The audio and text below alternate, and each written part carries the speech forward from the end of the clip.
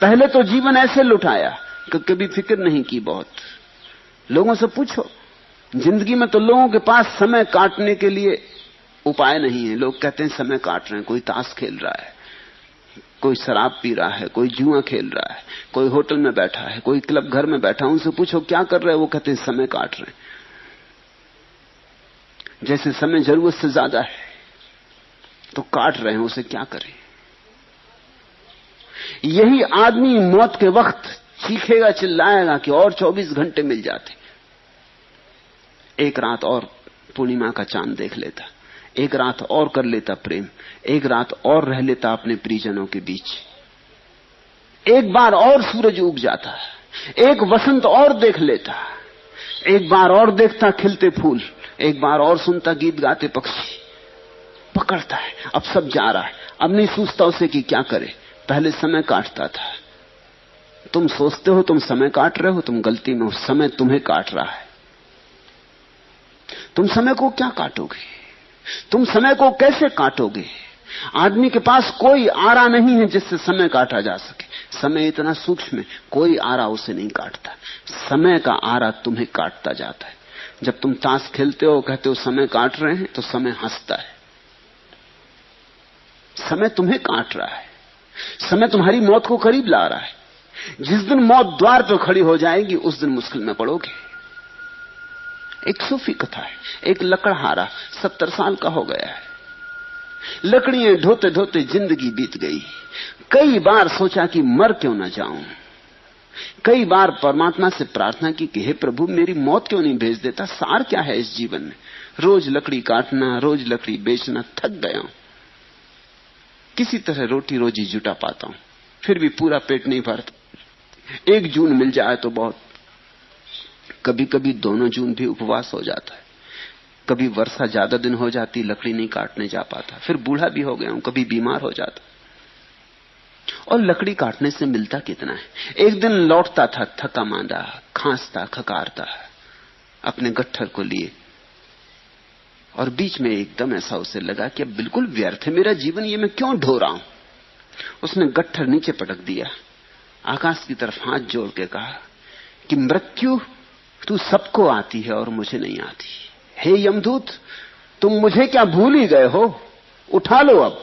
संयोग की बात, ऐसा अक्सर तो होता नहीं। उस दिन हो गया, यमदूत पास से ही गुजरते थे, किसी को लेने जा रहे होंगे। सोचा कि बूढ़ा बड़े हृदय से कातर होकर पुकार रहा है, तो यमदूत आ गए। उन्होंने उसके कंधे पर हाथ रखा, बोले क्या भाई, क्या काम है। बूढ़े ने देखा मौत सामने खड़ी, प्राण कब गए। कई दफे जिंदगी में बुलाई थी मौत, बुलाने का एक मजा है जब तक आए ना। अब मौत सामने खड़ी थी तो प्राण कब गए, भूल ही गया मरने इत्यादि की बातें। बोला कुछ नहीं और कुछ नहीं, गट्ठर मेरा नीचे गिर गया है, यहां कोई उठाने वाला ना दिखा, इसलिए आपको बुलाया, जरा उठा दें। और नमस्कार, कोई आने की जरूरत नहीं है। और ऐसे तो हम जिंदगी भर कहते रहे मुझे मरना नहीं है, ये सिर्फ गट्ठर मेरा उठा के मेरे सिर पर रख दें। जिस गट्ठर से परेशान था उसी को यमदूत से उठवा के सिर पर रख लिया। उस दिन उस बूढ़े की पुलक देखते जब वो घर की तरफ आया, जवान हो गया था फिर से, बड़ा प्रसन्न था, बड़ा प्रसन्न था कि बच गए मौत से। मौत के क्षण में जीवेशना प्रगाढ़ हो जाती है। अब तो मौत दिखाई पड़ती, इधर गया हुआ जीवन दिखाई पड़ता है जिसको ऐसे ही गंवा दिया, कभी भोगा नहीं। इस अकड़ में रहे कि क्षण भंगुर को क्या भोगे। कभी ठीक से खाया नहीं, कभी ठीक से पहना नहीं, कभी ठीक से राग रंग ना किया। इस सबको उस आशा में बिता दिया, और ये खड़ी मौत। और मौत के पार कुछ है, अब ये पक्का नहीं होता। अब कौन पक्का दिलाए, कौन भरोसा दिलाए। तो जीवेशना बहुत जोर से उठेगी। मेरी प्रक्रिया मूलतः भिन्न है, इसलिए मैं तुमसे कहता हूं, वासना से भागना मत, वासना को दबाना मत, वासना को जीना, समग्रता से जीना। इस जीवन के अवसर को छोड़ना नहीं। इस जीवन के अवसर में जितने गहरे उतर सको उतर जाना। एक ही बात ख्याल रखना, जागरूक रहना और देखते रहना कि इस जीवन में कितने ही गहरे उतरो, कुछ मिलता है कि नहीं मिलता। मैं तुमसे उपवास करने को नहीं कहता, मैं कहता हूं जितना स्वाद ले सको भोजन का लेना, लेकिन स्वाद ले ले के बार बार जाग के देखना मिला क्या। पानी पे बबूला उठा और मिट गया। जितनी काम वासना में उतरना हो उतर जाना, लेकिन हर बार काम वासना को ध्यान बना लेना, उतरते वक्त देखना कि मिल क्या रहा है। और मैं तुमसे ये नहीं कह रहा हूं कि तुम कहो कि कुछ नहीं मिल रहा है, ख्याल रखना, वो तुमने कहा तो गड़बड़ हो गई, तुमने दमन शुरू कर दिया। मैं तुमसे ये नहीं कह रहा हूं कि तुम दोहराना कि क्या रखा है यहां, कुछ भी नहीं मिल रहा है, मैं ये कह ही नहीं रहा। मैं ये कह रहा हूं तुम गौर से देखना, कुछ मिल रहा है, कौन जाने मिलता हो तो ठीक। और भय क्या है, लेकिन कभी कहीं किसी को कभी कुछ नहीं मिला। इसलिए अगर तुमने गौर से देखा तो तुम पा ही लोगे सब राख है।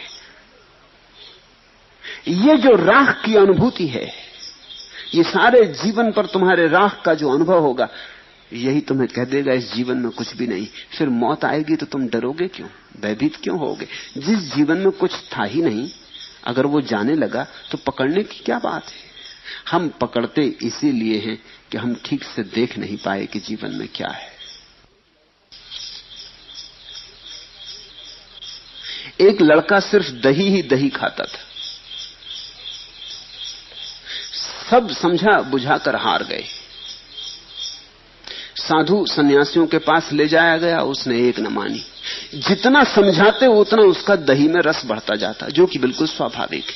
करो निषेध, रस बढ़ता है। किसी को कह दो इस दरवाजे के भीतर झांक के मत देखना, फिर मुश्किल हो जाती, फिर झांक के देखना ही पड़ता।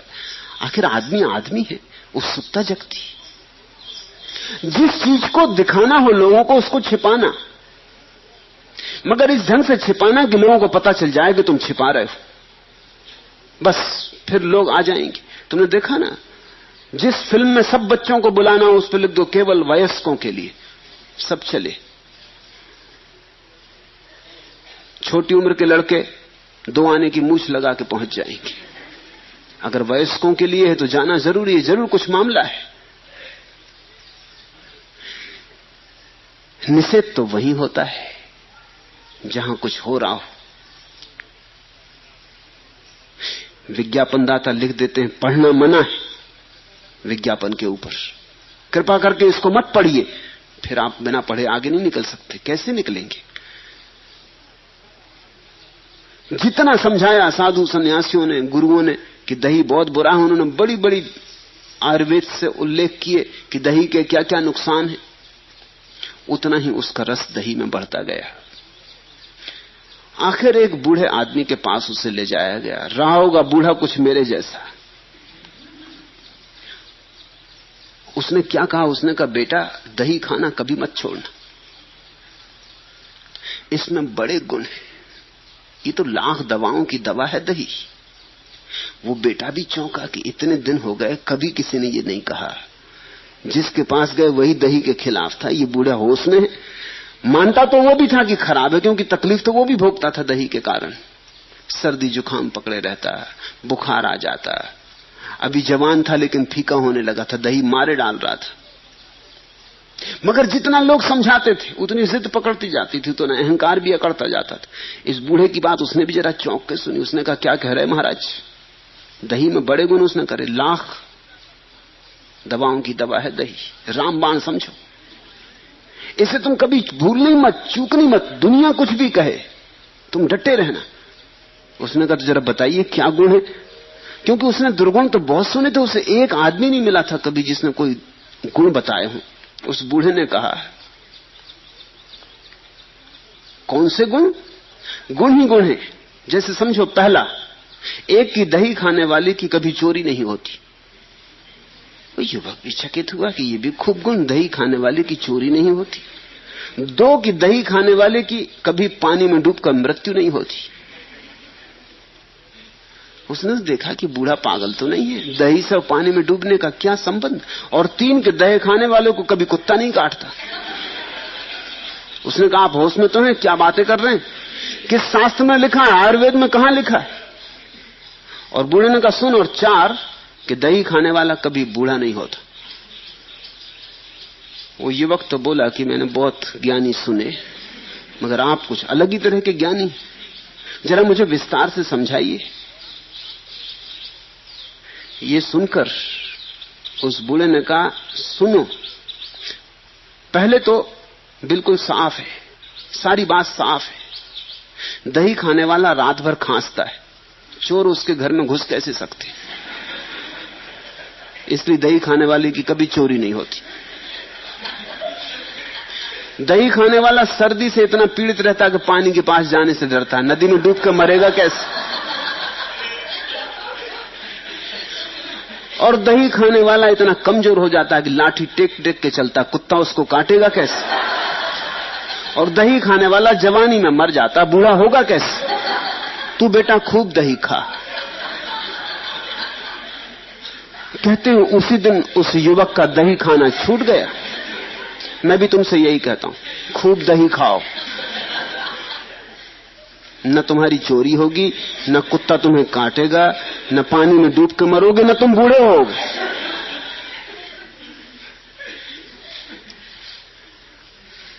वासना से छूटने का एक ही उपाय है कि वासना की पीड़ाओं को ठीक से जान लो। और वासनाओं की पीड़ाओं को जानने का एक ही मार्ग है कि तुम वासना में बोधपूर्वक उतरो। इसलिए मैं तुमसे कहता हूं, वासना से लड़ो मत, भागो मत, जागो। जिस दिन वासना की व्यर्थता साफ हो जाएगी, उस दिन ये सारा जीवन व्यर्थ हो गया। फिर मौत द्वार पर आएगी तो तुम मौत को धन्यवाद दे सकोगे। शिकायत क्या है? मौत तुम्हें मुक्त कर रही उस सब उपद्रव से जो चल रहा था। मौत तुमसे छीन ही नहीं रही कुछ, क्योंकि तुम्हारे हाथ में कुछ था ही नहीं। तब तुम मौत का आलिंगन करोगे, अभिनंदन करोगे। और जो व्यक्ति मृत्यु का अभिनंदन करने में समर्थ हो गया, मौत उसके लिए मोक्ष का द्वार बन जाती है। और जब तक संसार की खोज पूरी न हो जाए, ईश्वर की खोज कैसे शुरू हो? तुम्हारे महात्मा तुम्हारी संसार की खोज पूरी नहीं होने देते, वो तुम्हें अटका रखते। वो तुम्हें अपने ही जीवन में, अपने जीवन के अनुभव में उतरने नहीं देते। वो तुम्हें कच्चा ही वृक्ष से तोड़ लेते हैं, तुम पक नहीं पाते। ईश्वर की खोज तो तभी हो सकती है जब संसार बिल्कुल व्यर्थ है, आत्यंतिक रूप से व्यर्थ है, ऐसा बोध गहन हो जाए। जब तुम जान लो कि संसार में कुछ भी नहीं है, तभी तो तुम किसी और संसार की खोज पर निकलोगे। जब तक तुम्हारा मन यहां अटका है, जब तक तुम्हें लगता है शायद कुछ हो ही, अभी मैंने पूरा खोजा कहां, अभी मैंने पूरा देखा कहां, अभी बहुत कोने अभी अनखोजे रह गए हैं, अभी बहुत सी गलियां अपरिचित रह गई हैं। तो तुम ईश्वर को खोजोगे कैसे? ईश्वर के खोज का मौलिक अर्थ इतना ही होता है कि संसार की व्यर्थता प्रमाणित हो गई, अपने ही अनुभव से प्रमाणित हो गई। फिर तुम उसे ईश्वर नाम दे सकते हो, या मोक्ष, या निर्वाण, या सत्य, जो भी तुम नाम देना चाहो। लेकिन उसके पहले खोज शुरू नहीं होती। संसार में ईश्वर के खोजी इतने कम इसलिए हैं कि ईश्वर के नाम पर बहुत धोखाधड़ी, और ईश्वर के नाम पर कच्चे लोगों को धर्म की दिशा में निष्णात किया जाता है। ईश्वर के नाम पर लोगों का लोभ उकसाया जाता है। लोभ से मुक्ति नहीं होती, लोभ उकसाया जाता है। तुम्हें तुम्हारे शास्त्र अधिकतर यही समझाते रहते कि छोड़ दो तो बहुत पाओगे, और जब कोई बहुत पाने के लिए छोड़ता है तो छोड़ता ही नहीं। पाने के लिए छोड़ा तो छोड़ा कहां? 1 रुपया छूटा और 1000 मिलने वाले हैं, तो छूटे कहां? तुमने तो बड़ा सौदा कर लिया, 1 रुपया छोड़ा और 1000 पाने का इंतजाम कर लिया। तो तुम्हारे लगाव तो वही के वही है, तुम बदलते तो रत्ती भर नहीं। तुम्हारा ईश्वर भी तुम्हारे साथ झूठा हो जाता, तुम झूठे हो, तुम्हारा ईश्वर झूठा हो जाता। तुम अभी सच्चे नहीं। तुमने अभी इस जीवन का जो अवसर तुम्हें मिला है, इसकी ठीक ठीक जांच परख नहीं की। तो पहली तो बात मैं ये कहता हूं, इसकी ठीक जांच परख करो। ये अवसर बहुमूल्य है, इसे ऐसे ही मत गंवा दो। इन्हें फिजूल बातों में मत गंवा देना, किसी एरेगेरे की बातों में मत गंवा देना। ये तुम्हारा जीवन है, इस जीवन को तुम अनुभव करो। तुम्हें अगर क्रोध उठता है तो क्रोध का अनुभव करो, ताकि क्रोध की पीड़ा साफ हो जाए, इतनी साफ हो जाए कि उसी स्पष्टता के कारण क्रोध करना मुश्किल हो जाए।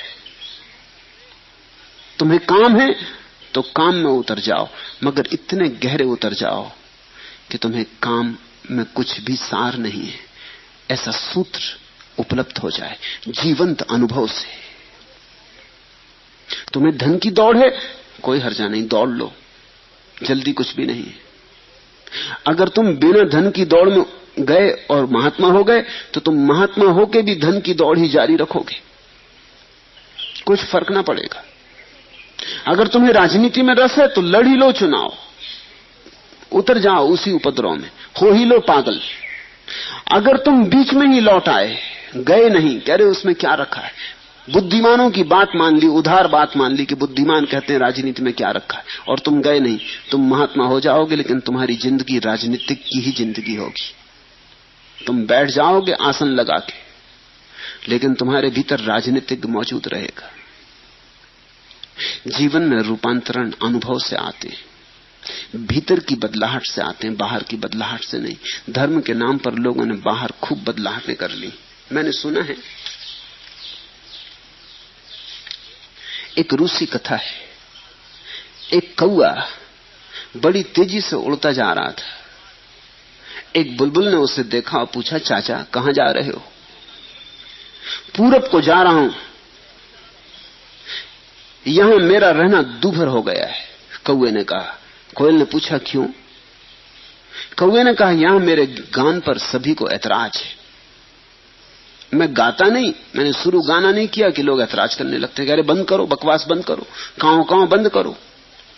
यहां गाने की स्वतंत्रता नहीं और सबको मेरे गाने पर ऐतराज है। कोयल ने पूछा, लेकिन जाने मात्र से तो तुम्हारी समस्या हल नहीं होगी, पूरब जाने से क्या होगा? कौए ने कहा क्यों? कौए ने आश्चर्य पूछा, इसलिए कि जब तक तुम अपनी आवाज नहीं बदलते, पूरब वाले भी तुम्हारे गाने पे ऐतराज उठाएंगे, पूरब वाले भी तुम्हारे गाने को इसी तरह नापसंद करेंगे। कुछ फर्क ना पड़ेगा, तुम्हारी आवाज, तुम्हारा कंठ बदलना चाहिए। परिस्थिति बदलने से कुछ नहीं होता, मनस्थिति बदलनी चाहिए। एक आदमी ग्रस्त था, गृहस्थी से अभी मुक्त तो मन न हुआ था, लेकिन संन्यास्त हो गया। अब वो संन्यास्त होके नई गृहस्थी बसाएगा। एक आदमी के बेटे बेटी थे, उनसे छूट गया, तो शिष्य शिष्याओं से उतना ही मोह लगा लेगा, कोई फर्क ना पड़ेगा। कोयल ने ठीक कहा कि चाचा, पूरब जाने से कुछ भी ना होगा, लोग वहां भी तुम्हारी कांव पर इतना ही ऐतराज उठाएंगे। ईश्वर के खोजी संसार में इसलिए कम है कि ईश्वर के झूठे खोजी बहुत ज्यादा हैं, और ईश्वर के झूठी खोजी होने में बड़ी सुगमता है। कुछ बदलना नहीं पड़ता और बदलने का मजा आ जाता, धार्मिक होना नहीं पड़ता और धार्मिक होने का रस और अहंकार। कच्चे लोग फलों से, वृक्षों से तोड़ लिए गए, कच्चे फल पके नहीं थे, पकने का मौका नहीं मिला था। मैं तुमसे कहता हूं नास्तिक रहना। अगर नास्तिकता अभी तुम्हारे लिए स्वाभाविक मालूम पड़ती हो, अभी आस्तिक होने की जरूरत नहीं, फिर अभी घड़ी नहीं आई, जल्दी क्या है? अभी कच्चे हो, पको। जिस दिन नास्तिकता अपनी ही समझ से गिर जाए और जीवन में स्वीकार का भाव उठे, उसी दिन आस्तिक बनना, उसके पहले मत बन जाना। नहीं तो झूठा आस्तिक सच्चे नास्तिक से बदतर हालत में हो जाता है। सच्चा नास्तिक कम से कम नास्तिक तो है, सच्चा तो है, कम से कम जो भी उसके भीतर है वही उसके बाहर तो है। अधिकतर लोग भीतर से नास्तिक हैं, बाहर से आस्तिक हैं। मंदिर में जाते, सिर भी झुकाते, मस्जिद में नमाज भी पढ़ाते, और भीतर न नमाज होती, न सिर झुकता, न प्रार्थना उठती। भीतर तो वो जानते हैं कहां रखा परमात्मा इत्यादि। मगर ठीक है, औपचारिक है, कर लेने से लाभ रहता, लोग देख लेते हैं, धार्मिक है, दुकान अच्छी चलती, लड़की की शादी करनी, बेटे को नौकरी लगवानी। अगर लोगों को पता चल जाए नास्तिक हो तो लड़के को नौकरी ना मिले, लड़की की शादी मुश्किल हो जाए। मेरे पास लोग आते, वो कहते हैं आपकी बात बिल्कुल जस्ती, लेकिन अभी लड़की की शादी करनी। अभी बेटे को नौकरी लगवानी, अभी जरा ठहरे। आपकी बात बिल्कुल जस्ती, मगर जरा पहले हम निपट लें, नहीं तो झंझट होगी, असुविधा होगी खड़ी। आप जो कहते हैं ठीक हमें मालूम पड़ता है, और जो हम मानते हैं वो गलत मालूम पड़ने लगा है, लेकिन अभी हम छोड़ेंगे नहीं, अभी औपचारिकता निभा लेंगे। ऐसे लोग औपचारिक रूप से धार्मिक है, दिखावे के लिए धार्मिक है। ये एक तरह की सामाजिकता है, इसका कोई धर्म से संबंध नहीं। फिर ईश्वर की खोज पर कठिनाइयां हैं, सुगम नहीं है बात, पहाड़ की चढ़ाई है, घाटियों में उतरने जैसा नहीं। जैसे एक पत्थर को लुढ़का दो चोटी पर से, तो फिर कुछ और नहीं करना पड़ता, एक दफा लुढ़का दिया तो खुद ही लुढ़कता हुआ घाटी तक पहुंच जाता है। लेकिन पत्थर को पहाड़ पर चढ़ाना हो तो लुढ़काने से काम नहीं चलता, खींचना पड़ता है, थक जाओगे, पसीने पसीने हो जाओगे। जटिल है, दुरूह है, दुर्गम है, खतरनाक है। और जैसे जैसे ऊंचाई बढ़ेगी वैसे वैसे मुश्किल होता जाएगा, उतना ही बोझ कठिन होता जाएगा। आखिरी ऊंचाई पर पहुंचने वाले को बड़ा दुस्साहस चाहिए। ईश्वर की खोज कायरों का काम नहीं, और अक्सर कायर ईश्वरवादी हैं, इसलिए ईश्वर की खोज नहीं हो पा रही। ईश्वर की खोज दुस्साहसी का काम है। ख्याल रखना, साहसी भी नहीं कह रहा हूं, दुस्साहसी, क्योंकि बहुत कुछ गंवाना पड़ेगा, पाने के लिए गंवाना पड़ता है, बहुत कुछ दांव पे लगाना पड़ेगा। यह सुविधा और सरलता से नहीं हो जाएगा। पूरा जीवन जुआड़ी की तरह लगाने की जिनकी हिम्मत होती है वे ही। और अड़चन यह है कि मार्ग कठिन और मंजिल का पक्का नहीं कि कहां होगी, होगी कि नहीं होगी, पूरब होगी कि पश्चिम होगी, पता नहीं कौन ठीक कहता, बुद्ध ठीक कहते कि महावीर ठीक कहते कि कृष्ण की क्राइस्ट। हजार विकल्प हैं और मंजिल बहुत दूर है, कुहासे में छिपी है, और रास्ता बड़ा दुर्गम है, 4 कदम तक दिखाई पड़ता है, फिर रास्ता अंधेरे में दबा है। इसलिए जो लोग जीवन की व्यर्थता को पूरी तरह समझ गए हैं और जो जानते हैं कि चाहे ईश्वर ना भी हो तो भी खोजने योग्य है, क्योंकि यहां जीवन में तो बैठे रहने से कुछ भी सार नहीं, यहां जीवन तो व्यर्थ हो ही गया। अब उठ पड़ो, चल पड़ो, अब दांव पे लगाया जा सकता है। खोने को कुछ भी नहीं है, अगर मिला तो ठीक, नहीं मिला तो कुछ भी नहीं खोया। खोने को कुछ था ही नहीं, जीवन को तो देख लिया था, सब पन्ने पढ़ के देख लिए थे। फिर सत्य की खोज पे बड़ी कसौटियां आती। मैं एक छोटी सी घटना पढ़ रहा था। ईसाई संत हुई, अपूर्व महिला हुई, तेरेसा। दुनिया में थोड़ी सी महिलाओं ने ऐसी ऊंचाई पाई है, किसी मीरा ने, सहजों ने, दया ने, लल्ला ने, बहुत थोड़ी सी महिलाओं ने। तेरेसा उनमें से एक है। तेरेसा एक बार एक नाले को पार कर रही थी, चूक से उसका पैर फिसल गया और वो बाढ़ आए नाले में डूबते डूबते बची। पैर में चोट भी खा गई, मोच भी आ गई, चमड़ी भी छिल गई पत्थर पर गिर के, संभवतः हड्डी भी टूट गई हो। वह बूढ़ी भी हो गई थी। किसी प्रकार किनारे लगी और उसने सिर उठा के ईश्वर से कहा, आकाश की तरफ देखकर कहा, हे प्रभु, मुझसे व्यवहार करने का ये कैसा तुम्हारा ढंग? Is this the way you treat me? ये कोई बात हुई? एक बूढ़ी औरत को ऐसे गिरा देना बीच नाले में। सब छोड़ दिया था परमात्मा पर, तो जिन्होंने सब छोड़ा है वही इसी तरह की दिल खोल के बात भी कर सकते कि ये कोई बात हुई, ये कोई ढंग हुआ तुम्हारा, ये कोई व्यवहार है। और उत्तर में उसने आकाशवाणी सुनी, कभी कभी मैं अपने मित्रों के साथ ऐसा व्यवहार भी करता हूं, but sometimes this is how I treat my friends. ईश्वर की आवाज गूंजी कि हां, ऐसा ऐसा कभी कभी मैं व्यवहार अपने मित्रों के साथ करता हूं। शत्रुओं के साथ तो ईश्वर बड़ा दयालु, क्षमा करने को तैयार, मित्रों के साथ बहुत कठिन। कारण है मित्रों को कसता है, मित्रों के लिए परीक्षा। शत्रुओं को क्या कसना, वे तो वैसे ही भटके हैं, उन पर दया करता है। मित्रों को कसता है, पहुंचने के करीब करीब हो रहे, घर करीब आ रहा, कसावट बढ़ती जाती, उनकी परीक्षा लेता, परीक्षण करता है। सो ईश्वर की आवाज ने कहा, but sometimes this is how I treat my friends. अपने मित्रों के साथ ऐसा व्यवहार कभी कभी मैं करता हूं। तैरासा ने कहा, तब सुन लो, तब कोई आश्चर्य नहीं कि तुम्हारे मित्र इतने थोड़े क्यों हैं। Then no wonder you have so few of them. तुम पूछते हो ईश्वर के इतने खोजी कम है, क्यों है? इसीलिए ईश्वर खूब परीक्षा करता है। मगर तेरेसा जैसी हिम्मत की औरत ही ऐसी बात कह सकती तो सुन लो, उसने कहा। फिर इसलिए बैठे रहते अकेले, संग साथी भी नहीं मिलते, क्योंकि जो मिलते उनको तुम सताते उल्टा। अब ये बूढ़ी औरत को ऐसे फिसला देना, ऐसे गिरा देना, हड्डी तोड़ देना, ये भी कोई बात हुई? आदमी थोड़ा शिष्टाचार का भी ख्याल रखता है, इसका भी तुम्हें ख्याल नहीं। मगर ये बड़े प्रेम में बातें कही गई। बात महत्वपूर्ण है। महत्वपूर्ण यह है कि तेरेसा ने कहा, इसलिए तुम्हारे मित्र इतने कम हैं। अब मैं जान गई कि तुम्हारे मित्रों की संख्या कम क्यों है।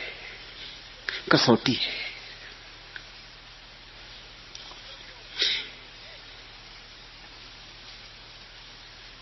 हजार में एक भी ईश्वर का खोजी हो जाए तो बहुत, लाख में एक पहुंच जाए तो बहुत, हजार में एक आध खोज पर निकलता है, लाख में एक आध पहुंचता है। तुम हजारों में से एक बनो, चुनौती स्वीकार करो। तुम लाख में से एक बनो, क्योंकि उसी अद्वितीय अनुभव से जीवन तृप्त होता है, संतुष्ट होता है। ईश्वर के बिना कोई तृप्ति नहीं, सत्य के बिना कोई संतोष नहीं।